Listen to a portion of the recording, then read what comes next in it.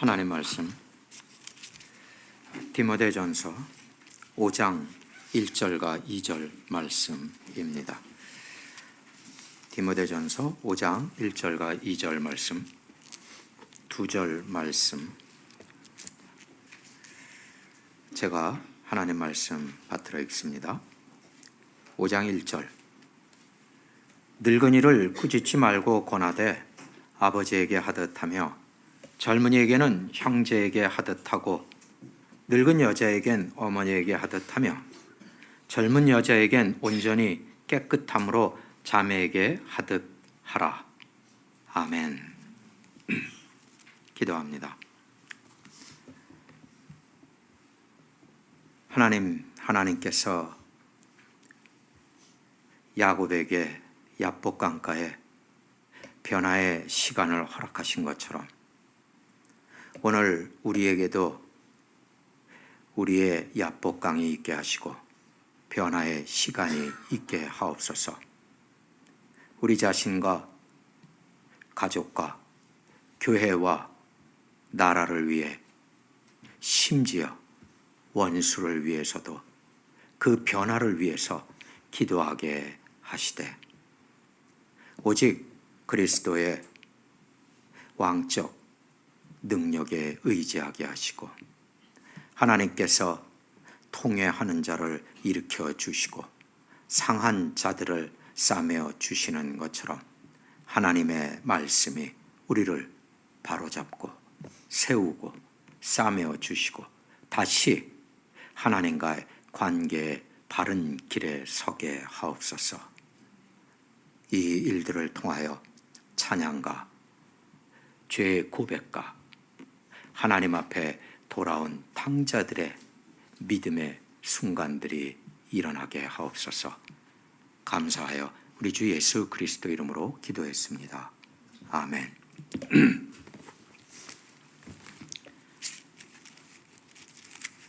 여러분, 운전을 대부분 다 하지요. 우리는 혹시 우리들 중에 보트를 몰아본 사람이 있는지도 모르겠어요.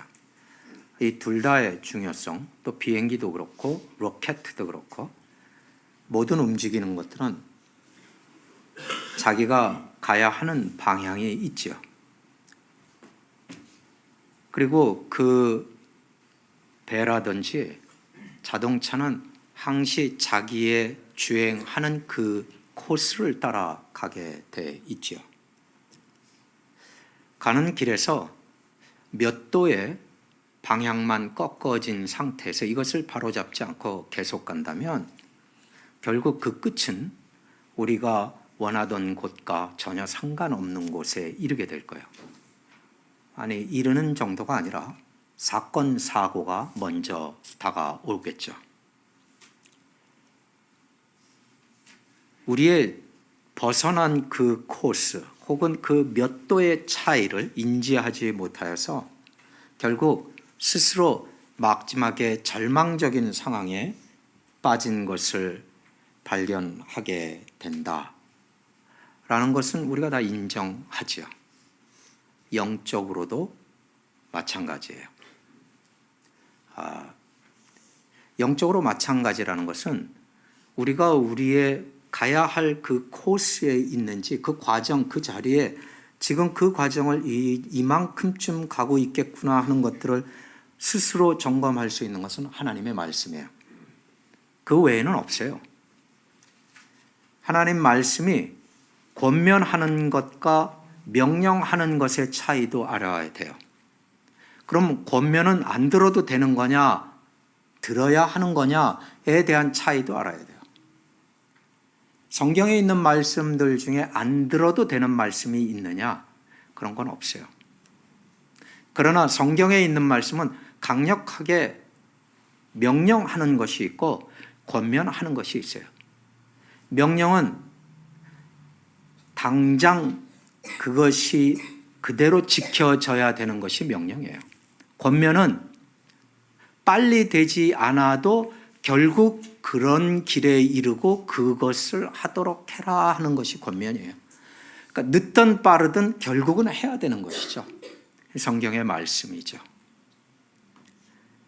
그리고 우리 모든 내가 믿는다고 생각하는 사람들은 자신의 목적지의 끝은 하나님 나라죠.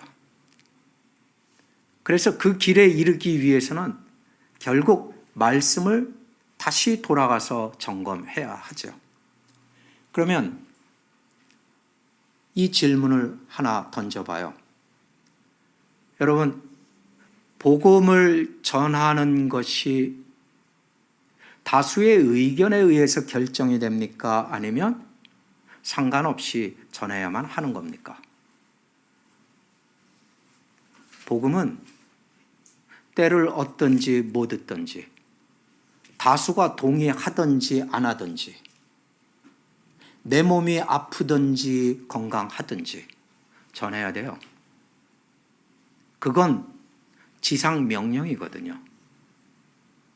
복음을 전해야 돼요. 복음을 전하기 위해서 내가 내 스스로의 생활과 내 행위를 바로잡는 것은 당연히 권고이나 행해야만 하는 것들이죠. 입으로는 복음을 전하고 발로는 죄를 저지르는 데 갈 수는 없는 것이죠. 다수가 동의했기 때문에 복음을 전한다거나 다수가 반대하는데 복음을 전한다거나 하는 것은 동의와 아무 상관이 없어요. 그건 복음이기 때문에 그래요. 성경의 말씀이기 때문에 그렇다는 거예요. 그걸 이해하지 못한 사람은 민주주의 원칙을 내놓고 이야기를 하려고 해요. 그럼 하나님이 나를 창조하실 때 민주주의 원칙에 따라서 수적으로 결정해서 나를 이 땅에 보냈겠느냐? 그렇지 않죠. 예수님을 그러면 민주주의 원칙에 의해서 다수의 천사들이 찬성했기 때문에 예수님을 보내기로 결정했겠느냐? 그렇지 않아요. 오늘 5장 1절과 2절의 말씀, 그 이하의 5장 전체가 가지고 있는 내용은 이거예요. 바로잡는 사역. The Ministry of Correction이에요. 바로잡는 사역. 그러면 이 바로잡는 사역은 목사님이 하는 거냐? 당연히 목사님에게 있어요. 그런데 장로들에게도 있어요. 장로들에게만 있냐? 아니요. 집사들에게도 있어요. 모든 성도는 이 바로잡는 사역에 관여하고 참여해야 될 의무가 있어요. 바로잡는다는 건 뭔가를 조금 더 잘 잡아줘서 정교하게 맞게 만들어준다는 뜻이 아니에요. 이건 바로 잡아서 좀 더 그래 그게 훨씬 낫지 이런 정도를 이야기하는 게 아니에요. 바로 잡는다는 것은 교회 안에서 반드시 필요한 거예요.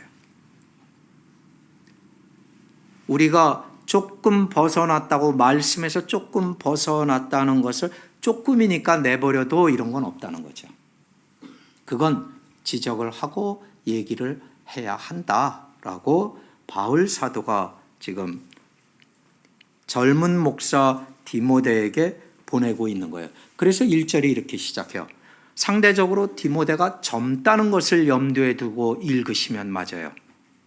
너보다 나이 많은 늙은이를 대하면 그분이 잘못하거나 벗어난 일이 있을 때 꾸짖지 말고 권면으로 하라. 즉 바로 잡되 그 사람의 입장과 이런 것도 어느 정도 고려를 하라 라고 이야기하고 있어요. 그분이 내 아버지다라고 생각하라가 아니에요. 그와 같은 명예와 존경을 표현하라라는 거죠. 반드시. 그리고 또 젊은이에게는 디모데 목사님이 젊은이인 것처럼 다른 젊은이한테는 형제에게 하듯이 하라. 2절에는 늙은이에 대한 이야기를 했듯이 늙은 여자에겐 어머니에게 하듯, 특히 디모데 목사님에겐 이 말씀이 의미가 있죠. 왜냐하면 디모데 목사님의 믿음의 시작은 외조모, 할머니에게 그리고 어머니에게서부터 있어서 그 두 분의 이름은 성경에 기록이 되었을 정도의 믿음이에요. 그렇기 때문에 이 말씀을 바울 사도가 디모데 목사에게 해줄 때 디모데 목사님은 그게 마음에 확 왔을 거예요. 아, 우리 할머니, 우리 어머니 하고 생각이 들었겠죠. 늙은 여자에게는 어머니에게 하듯 하라. 그런데 또한 네가 젊듯이 다른 젊은 여자에게는 온전히 깨끗함으로 자매에게, 내 자매에게 하듯이 하라.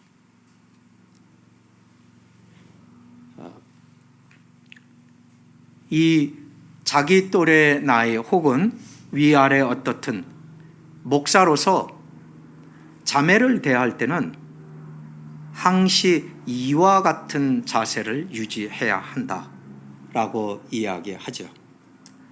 이런 데서 벗어나면 우선 누군가에게 잘못된 것을 가르쳐주고 그것을 바로 잡아주는 사역에서 그 사역 자체도 힘들지만 그 사역을 행하는데 더욱 힘들어질 것이다 라는 것을 말씀하는 거예요. 모든 성도는 바로 잡는 사역에 관계가 있어요. 왜냐하면 지금 이 이야기의 내용이 마치 가족 간의 이야기라는 것을 우리에게 가르쳐주고 있어요. 그러면 교회는요? 교회는 가족이에요. 더 큰 가족. 여러분은 여러분 가정만 가정이라고 생각하니까 교회는 가족이란 걸 볼 수 없을지도 몰라요. 그런데 교회가 가족이라는 걸 모르는가요? 예수님이 우리를 뭐라고 불렀어요? 형제여라고 불렀죠.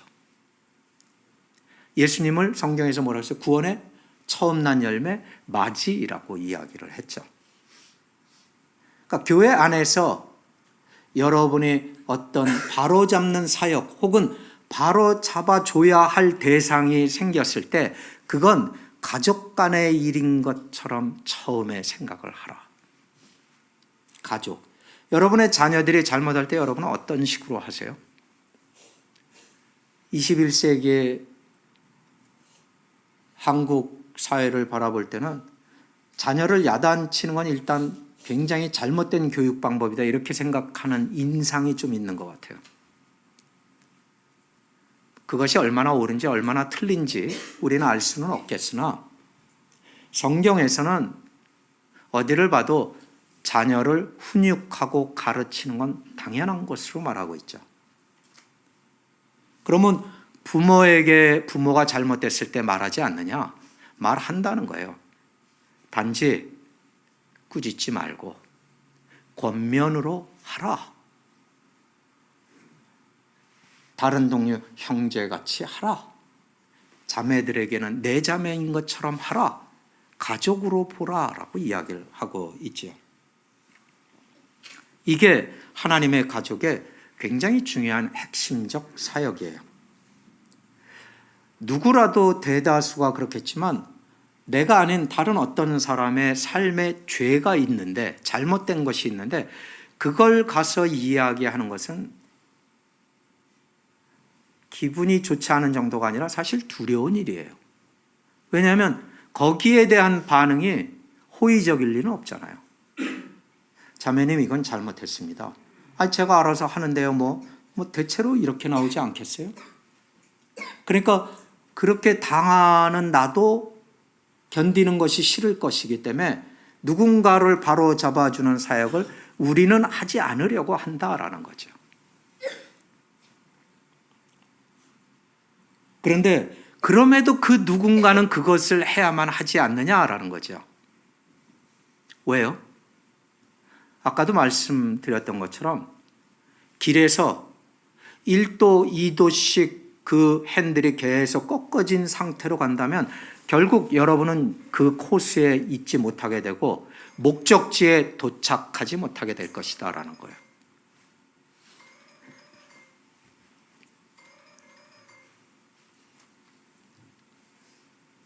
그래서 그럼에도 이 누군가는 해야 되는데 우리가 생각할 때 우리 교회 안에 그런 일이 있다면 첫 번째로 누가 이걸 해야 될까요? 라고 하면 여러분은 저를 지목할 거예요. 목사님이 하셔야죠. 당연해요. 저는 해요. 그럼 저는 유쾌할까요? 아니요. 저도 굉장히 할 수만 있다면 안 하고 넘어갈 수 있는 일이면 좋겠다 이렇게 생각을 하죠.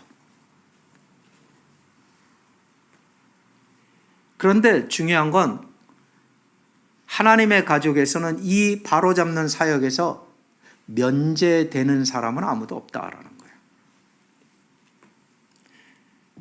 여러분, 내 옆에서 조금 있으면 이대로 가면 난파할 거예요.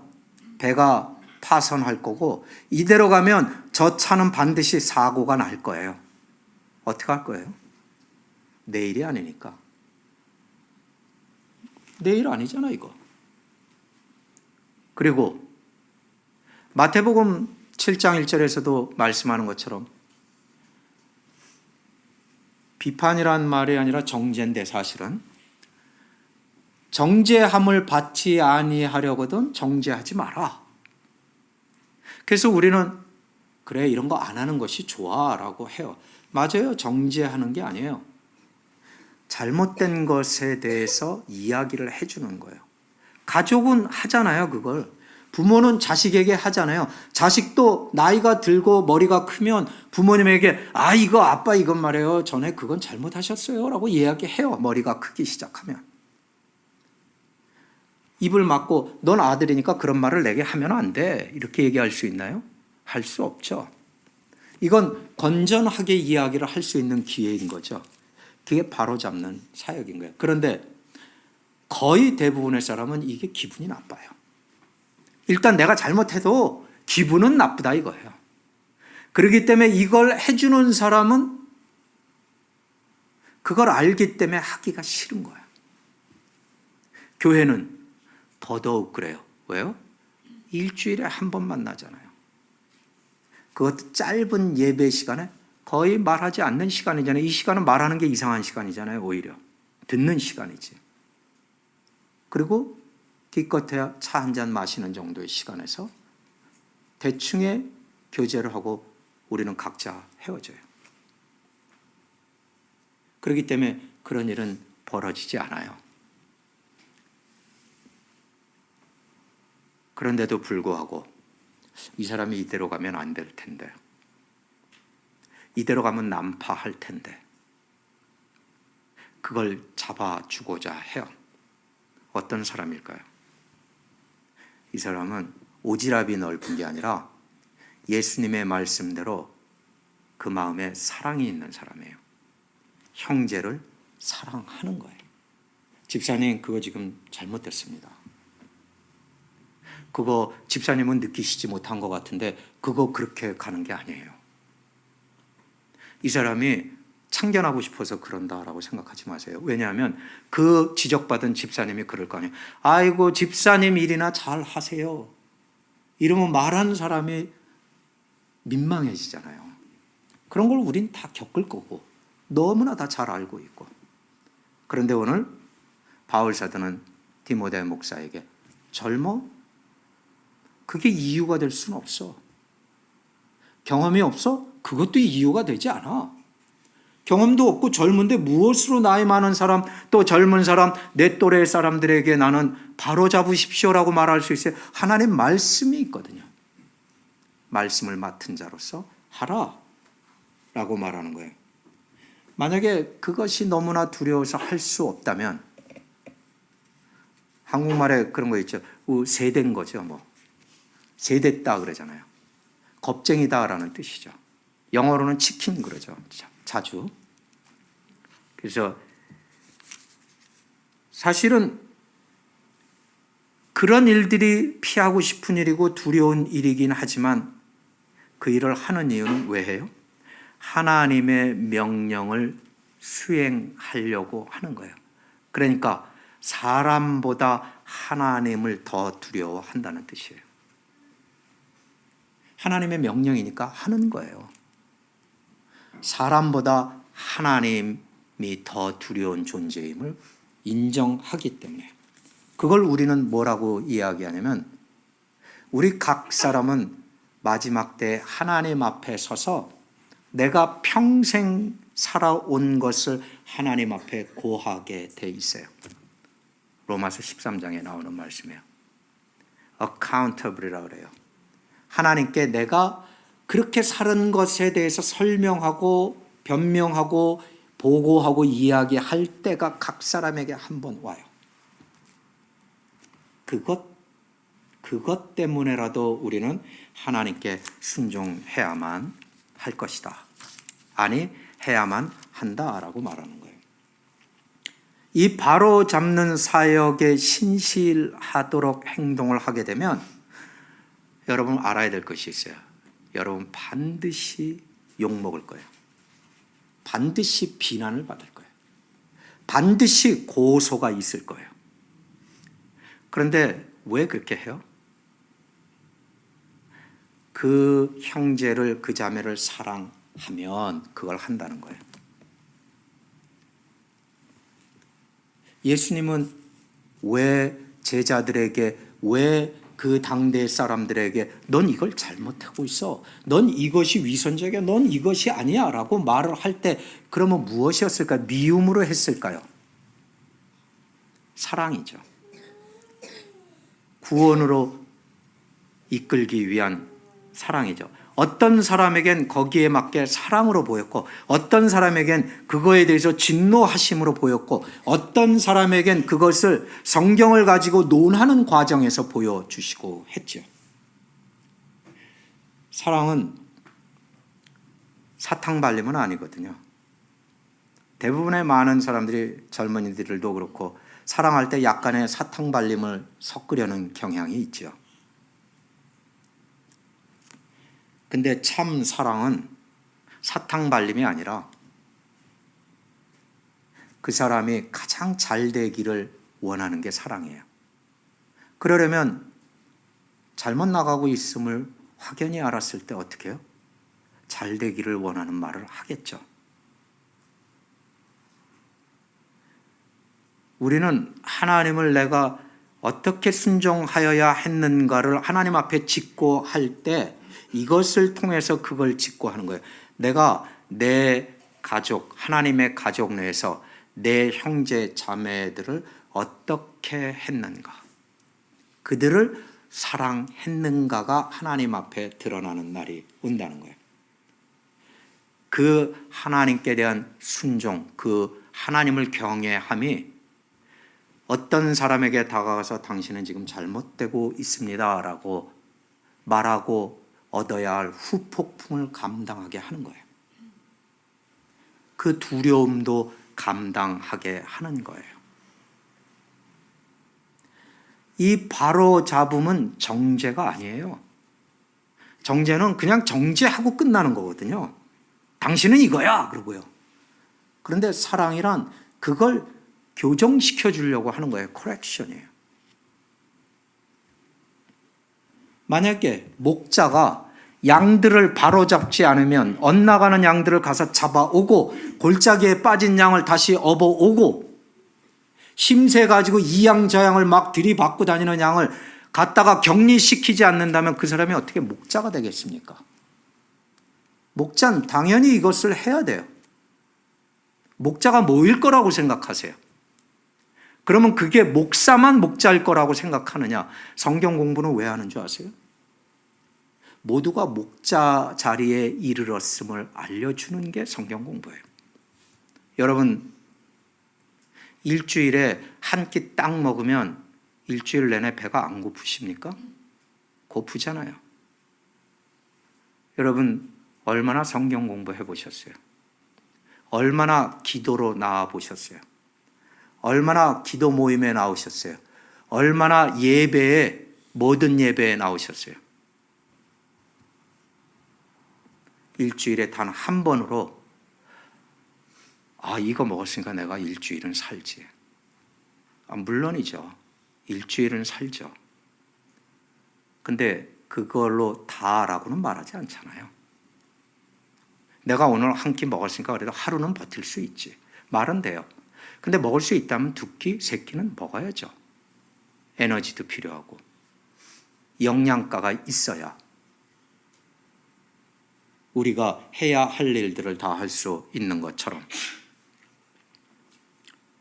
단지 누군가의 그 잘못된 것을 바로잡아 주기 위해서는 그것에 대한 의무, 책임을 느끼는 사람이 해야 될 일이 있어요. 선제적으로. 혹시 내게 죄는 없을까? 하나님께 먼저 하나님, 내 죄는 없을까요?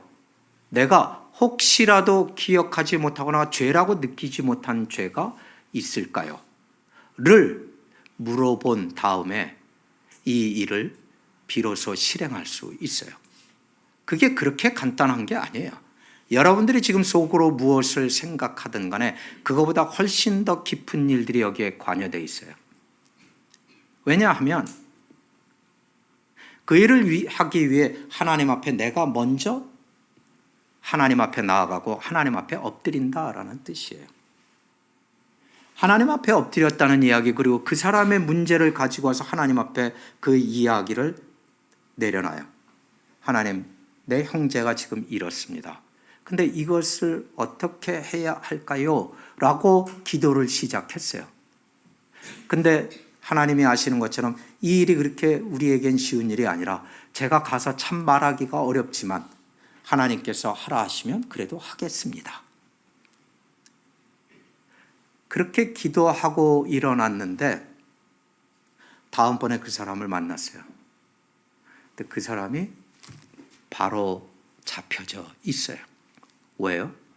하나님께서 내가 가서 말하지 않고도 되게끔 그를 바로 잡아줄 경우가 있어요. 그가 변화한 거예요. 말씀으로 변화하고 성령의 역사로 변화하는 거예요. 그래서 나를 들여다보고 하나님 앞에 이 사건을 가지고 나가죠. 그게 중요한 시간이에요. 그리고도 가야 할 일이 되면 가는 거예요. 그런데 오늘 바울 사도가 준 이 말씀 안에는 보면 꾸짖지 말고 권하라, 권면하라라는 말이 있어요. 무슨 말일까요? 같은 말이라도 이걸 꾸짖듯이 드러낼 수가 있고 아니면 권면으로 말을 할 수도 있어요. 타협하라는 뜻이 아니에요. 자매님, 요즘 예배 보기가 힘들어요. 예배는 빠지시면 안 되죠. 이렇게 얘기하는 게 그분에게는 어떻든 기분이 안 좋을 수는 있으나 그걸 꾸짖었다 이렇게까지 얘기하지는 않을 수가 있어요. 꾸짖는 건 좀 더 이런 거죠. 예배 안 나오면 되겠습니까? 그리스도인이라면 다 그래도 주일 예배는 나오셔야죠. 이런 정도라면 꾸짖음 당한 느낌을 받겠죠. 그 말하는 것에 대해서 깊이 생각하라. 왜요? 말을 하는 내가 성령의 여러 가지 열매 중에 하나는 적어도 그걸 통해서 보여주는 거예요. 뭐예요? 온유함. 온유함. 성령의 열매죠. 온유함. 온유하면 말을 잘 못하나요? 우리가 스스로 미숙함을 드러내는 게 뭐냐면 상대방이 온유하고 조용히 말을 한다고 해서 그게 그다지 중요하지 않다고 생각하는 게 미숙함이에요. 온유하지만 확고하게 말을 해야 되는 거예요. 온유함 가운데 단단함이 있는 거예요. 자매님, 요즘은 얼굴 뵙기가 힘들어요. 예배에 빠지시면 안 됩니다. 자, 이게 타협일까요? 아니면 꾸짖는 걸까요? 분명히 꾸짖는 거지만 권면이죠. 그래도 이렇게 하셔야죠. 우리는 온유한 성품의 사람은 좀 누르는 경향이 있죠. 근데 상대방이 좀 빡빡하고 말을 세게 하면 우리는 스스로 좀 이렇게 우리가 뒤로 물러서는 경향이 있어요. 모든 사람들은 그게 자연스럽게 그래요. 그리스도인이라면 그렇기 때문에 온유하지만 확고하게 말할 때가 있고 온유하며 온전하게 말씀의 대화를 할 때가 있다는 거죠. 형제를 사랑한다는 것을 실행하는 건 이렇게 불편한 거예요. 이렇게 어렵고 곤란한 거예요. 근데 그것을 하라라고 말한 것이죠.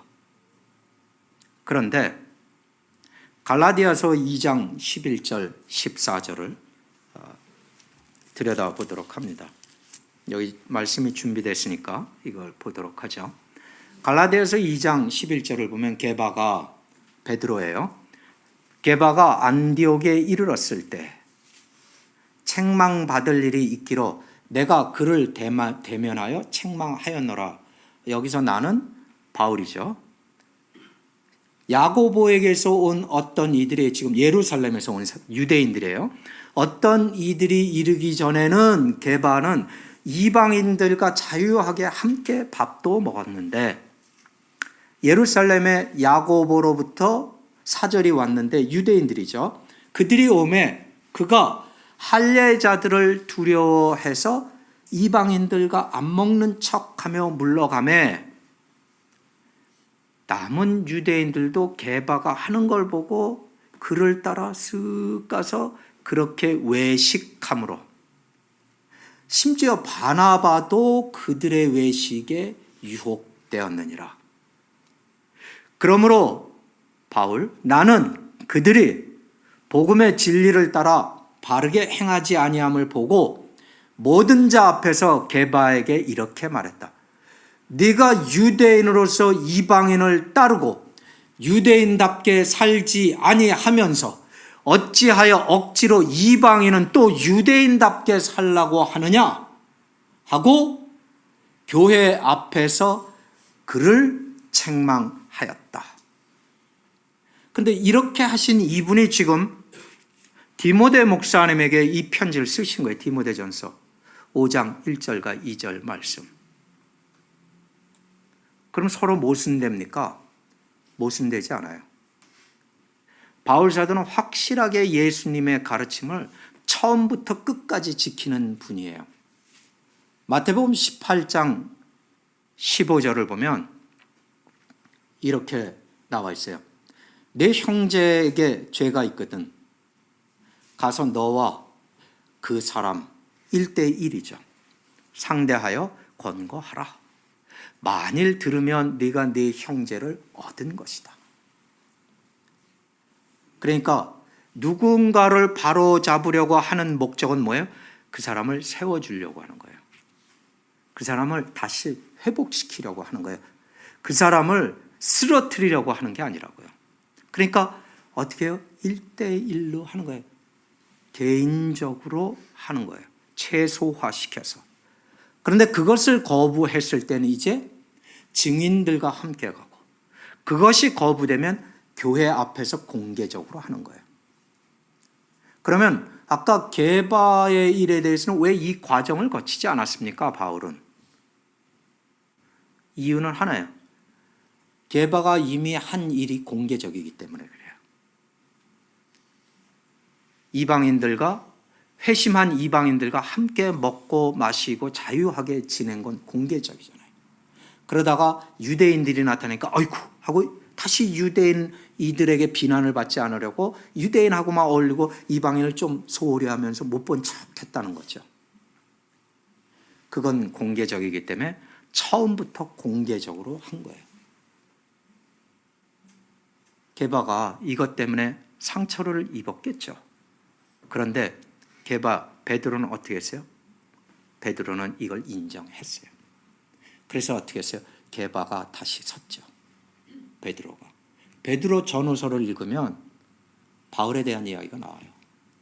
그가 가르치는 건 참 쉽지 않다. 어렵다. 그런데 그가 가르친 걸 함부로 풀다가 멸망에 빠진 자들도 있다. 그 말은 뭐예요? 내가 그가 하는 신학, 그가 하는 말을 들었는데 그때 참 당혹스러웠다. 그런데 그로 인하여 내가 깨달았다. 내 신학의 허점을 발견했다. 그래, 내가 이렇게 하면 안 되겠구나. 그때는 창피했고 그때는 좀 무안했는데 그래, 이렇게 하는 거구나.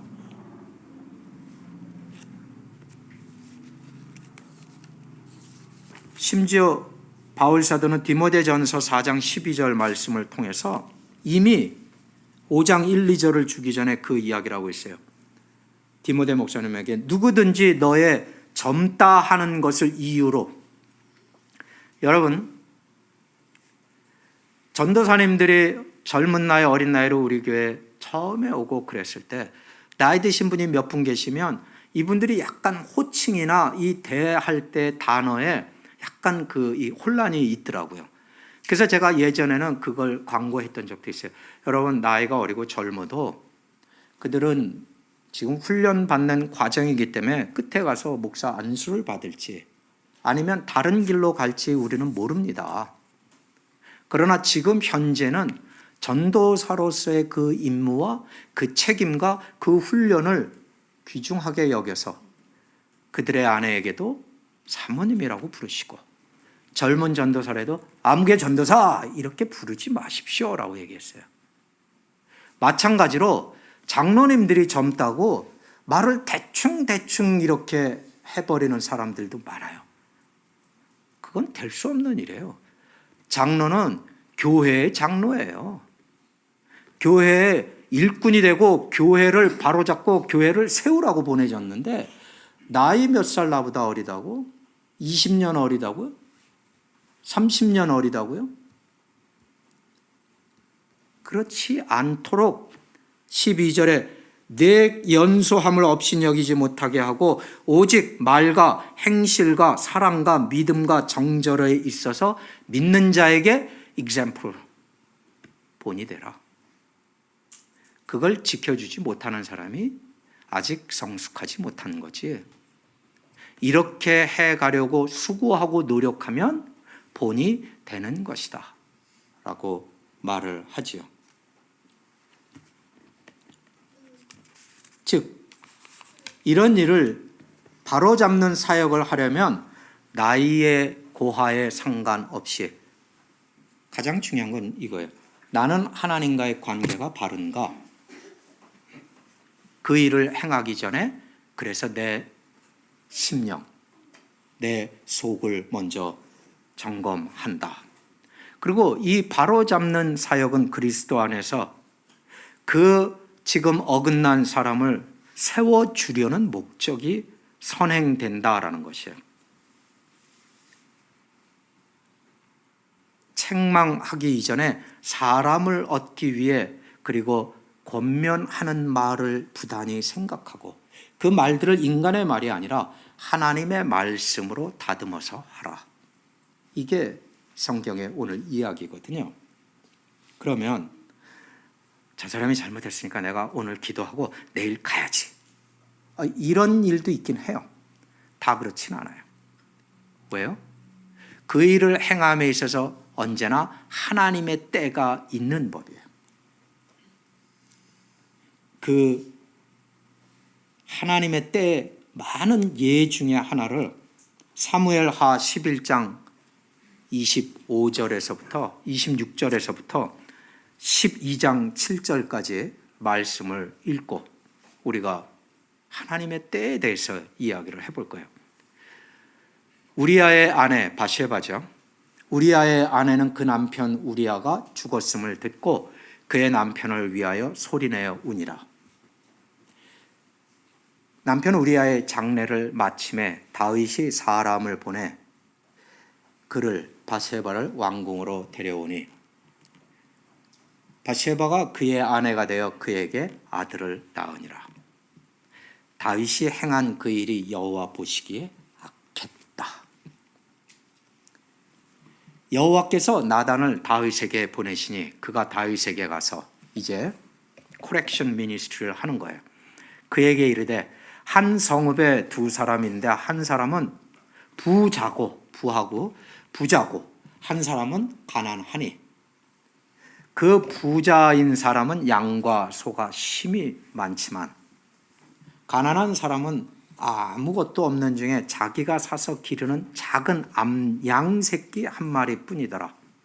그 암양 새끼는 그와 그의 자식과 함께 자라며 그가 먹는 것을 먹고 그의 마시는 잔으로 마시고 그의 품에 누워서 잠을 자서 그에게는 마치 딸처럼 되었거늘 어떤 행인이 그 부자에게 손님이 오매 부자가 자기에게 온 손님을 위해 자기 양과 소는 잡지 않고 아까우니까 가난한 사람의 양 새끼를 뺏어다가 자기에게 온 손님을 위해서 잡았더라.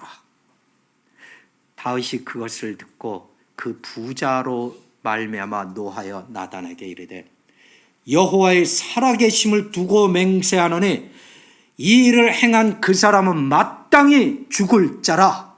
왕이 하는 말이에요. 그가 불쌍히 여기지 아니하고 이런 일을 행하였으니 그 양새끼를 4배나 갚아 주어야 하리라 한지라. 나단이 다윗에게 이르되 You are the man. 네가 바로 그니라. 이스라엘의 하나님 여호와께서 이같이 이르시기를 내가 너를 이스라엘 왕으로 기름 붓기 위하여 널 사울의 손에서 구원했는데 네가 행한 짓을 봐라. 여러분, 나단이 선지자예요. 그냥 목사라고요, 한 사람의. 쉽게 이야기하면. 근데 다윗은 당대의 가장 강력한 힘을 가진 왕이에요.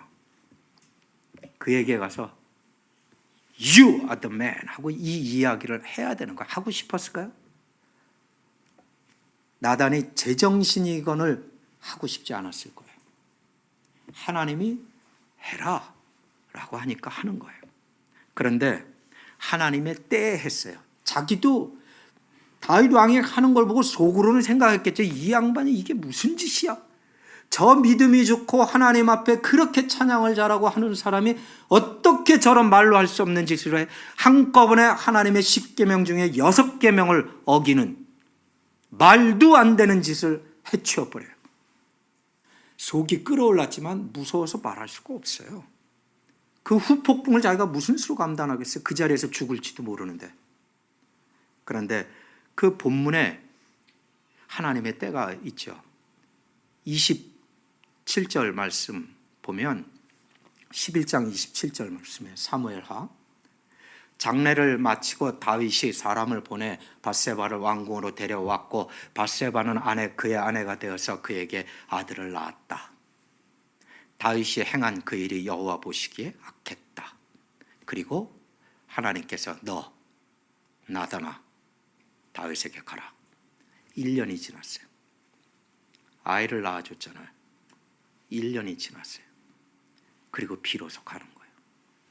1년을 참았어요. 1년을 기도하고 기다렸어요. 하나님의 때.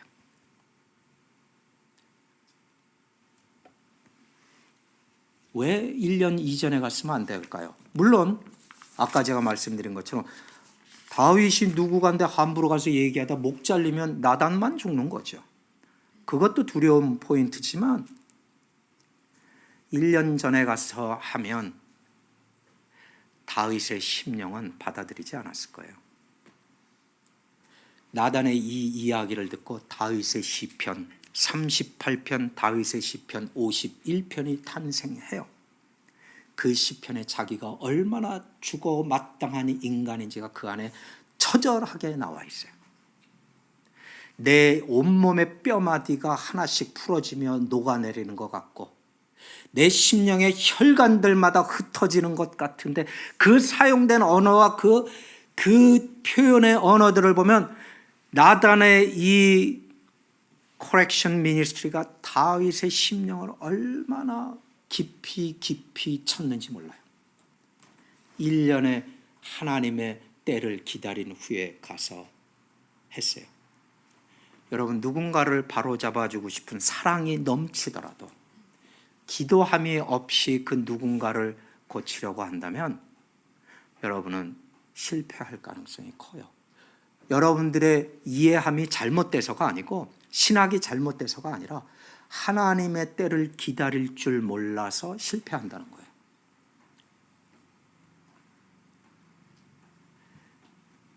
어떤 사람에게 그 일을 가지고 가려면 먼저 나를 봐야 돼요. 나를 본 이후에 하나님 앞에서의 때를 기다리는 거예요. 그런 과정에서 나단은 자기의 다가올 위험에 대해서도 기도를 했겠죠. 자기가 완전히 안전할 것이다 라고 확신을 가졌다고는 보지 않아요. 단지 하나님께 순종하기를 택한 자들은 그거거든요. 이제 죽으면 죽으리라. 다윗 왕의 칼날에 사라지면 사라지리라. 이것도 무르익어야 된다라는 거죠. 하나님의 대언자가 되고 선지자가 되려면 먹고 자고 깨는 게 위험한 일이에요.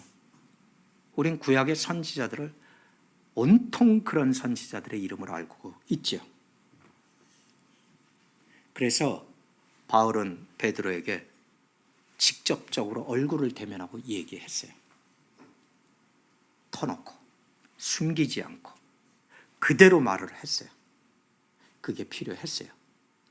베드로는 그래서 회개하고 살았어요. 여러분은 이 사역에서 면제됐다고 생각합니까? 면제되지 않았어요. 그런 일이 반드시 있는데 내가 못 본 척하고 안 하려고 했고 안 했다면 여러분은 그 사역을 거부한 거예요. 그래서 그런 이야기를 할 때 하나님의 말씀으로 하는 거예요. 틀린 것을 이야기할 때 그냥 틀렸다가 아니라 하나님의 말씀은 그렇게 말하지 않습니다. 이렇게 말합니다 라고 하는 거예요. 그리고 성경적 행동 양식으로 바로잡아야 돼요. 그리고 내가 한 번에 그 사역을 했다고 그 사람이 바뀔 거라고 믿지도 마세요. 그럴 수도 있고 아닐 가능성이 더 많아요. 바울 사도는 뭐라고 이야기하냐면 내가 너희들의 이것을 위해서 밤이나 낮으로나 3년 동안 이것을 놓고 기도했다. 계속적으로 했다는 거예요. 계속적으로. 여러분 왜 성경 공부하는 줄 아세요? 누가 바로잡지 않아도 성경 공부를 해가는 과정 속에서 하나님의 음성을 통해서 직접 바로잡는 역사에 체험을 하고 그 길에서 하나님의 말씀을 얻어가는 그 모든 믿음의 양식들이 공급되는 시간들 때문에 그러는 거예요. 제가 설교한 것은 저를 기억하라고 한 적은 없어요. 예수를 기억하십시오. 하나님을 기억하십시오. 제가 성경 공부를 인도할 때는 보십시오. 제가 얼마나 현란하게 성경 공부를 잘 인도합니까? 그렇게 한 적 없어요. 어떤 성경 공부를 했어요? 말씀은 이렇습니다. 이게 하나님의 말씀입니다. 무엇이 기억이 나요? 저는 얼마 안가 기억이 안 날 거예요. 그런데 하나님의 말씀은 지속적으로 계속적으로 기억이 날 거예요. 그게 양식을 먹음이죠. 일주일에 한 번 먹어서 되겠어요? 2번 먹으면 되겠어요? 그래서 어떻게 해요? 가던 길을 멈추고 여러분들은 성경을 가지고 따로 시간을 내서 매일 성경을 읽으라고 그렇게 말하잖아요. 성경을 읽습니까? 성경을 읽고 난 다음에 하나님과의 시간을 갖습니까? 누구를 코렉션 할까요? 하나님이 우리를 코렉션 하지요. 그런데 하나님이 직접 오시면 일이 커지니까 중간에 사람을 보내시죠. 하나님은 계속해서 사람을 보내세요. 창세기에서부터 요한계시록에 이르기까지 사람을 보내죠. 듣느냐 안 듣느냐. 하나님은 이미 들으라고 답을 정해 주셨지만 우리가 듣지 않을 수도 있는 선택하시는 것을 허락했어요. 허락했다고 하라는 뜻은 아니에요. 하나님의 답은 모호한 법이 없어요. 너는 이것을 하면 죽느니라. 이것을 하면 사느니라.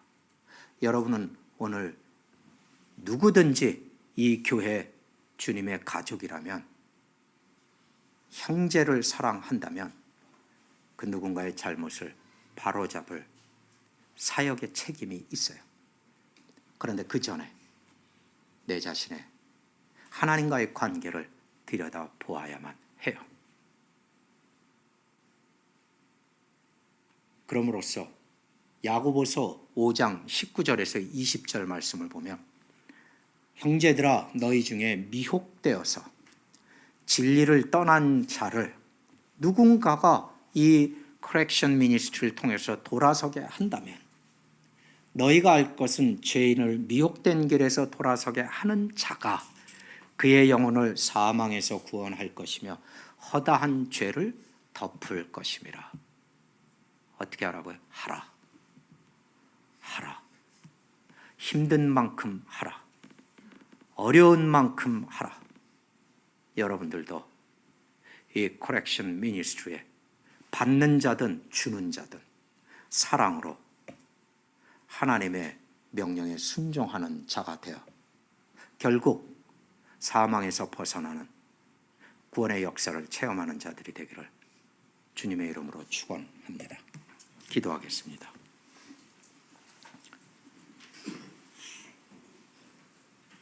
아버지 하나님, 우리의 생각 속에 기나긴 인생의 여정, 삶의 여정이 결국 축복의 길이 되고 완성의 자리에 이르게 할 방법은 한 가지 외에는 없음을 하나님 말씀하십니다. 말씀의 안내를 받아라. 그대로 지켜나가라. 말씀대로 사는 것이 가장 힘들고 어렵고 고통스러우나 그것을 살면 목적지에 말씀이 한치 오차 없이 인도해 주실 것이다. 오늘 믿음으로 이 길을 그렇게 가고 싶어 하는 심령들마다 하나님께서 들어주시고 이루는 축복의 역사를 허락하옵소서. 예수님 이름으로 기도했습니다. 아멘.